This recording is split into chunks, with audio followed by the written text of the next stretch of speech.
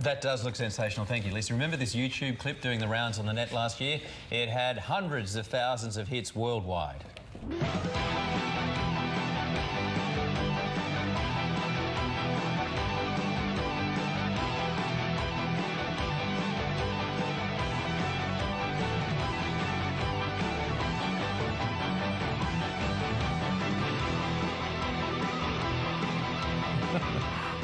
You want Christmas lights? We've got Christmas lights. Well, the house belongs to Perth resident Kim Illman, who decorates his home to raise money for Perth's Princess Margaret Hospital for Children.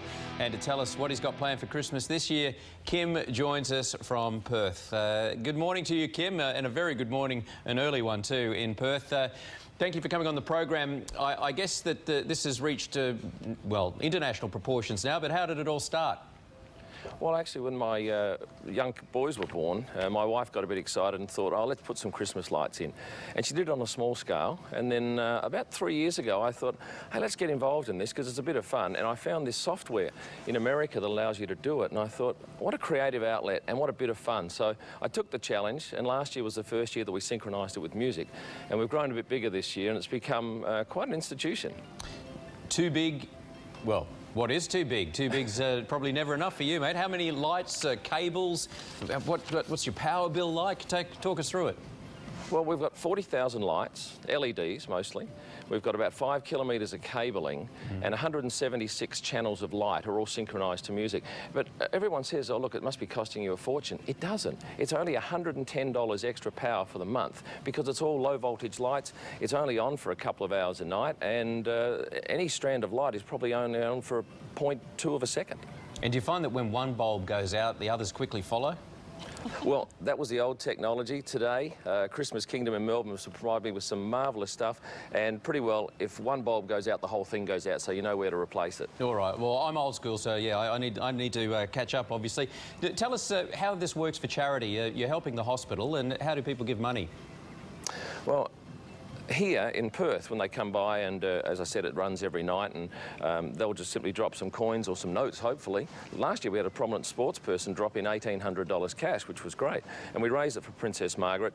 And look, I'm not exactly sure how people would donate outside of being in the street, but I think you had a chat yesterday, your producers had a chat with PMH. What did they say?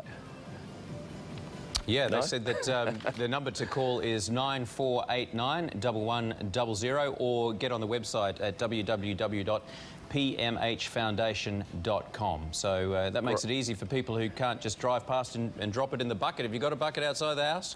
Yeah, we got two. We got one on either side of the road because the neighbours have got involved this year. Well, in fact, they were involved last year, but Tony across the road has a most magnificent display, and she is very close to syncing her lights with mine. Another neighbour in the street's interested in joining the fray, and all around the area, people get involved. It brings out this marvellous sense of community because most people, when they get home from work, they'll go into their garage, close it, and they'll never come out the front. Whereas at Christmas time here in Floreat Lakes, people stand out the front. They come over to our house, they have some fun, they bring a drink, and it's a great thing. Friends that you haven't seen for ages will pop over to see the Christmas lights. All right, it's a real great sense of community. You'll be able to see this from space soon.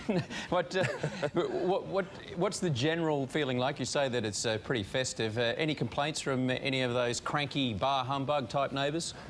You'll always get one. You'll always get one because the last couple of nights before Christmas, the traffic's heavy. But we've taken some precautions this year, and that should alleviate much of that. But hey, you know, you're raising money for charity.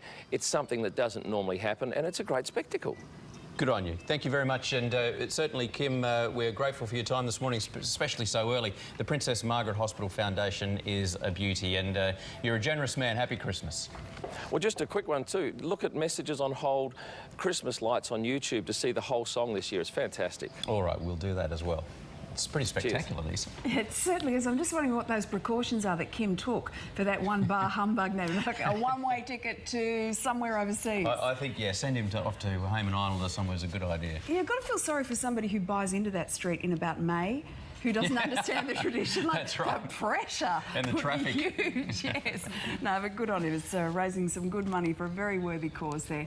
Well, Richard's verdict on Reese Witherspoon's new movie, that's 15 minutes away. But up next on Today, all the news, sport and weather. Good to have your company. Stay with us.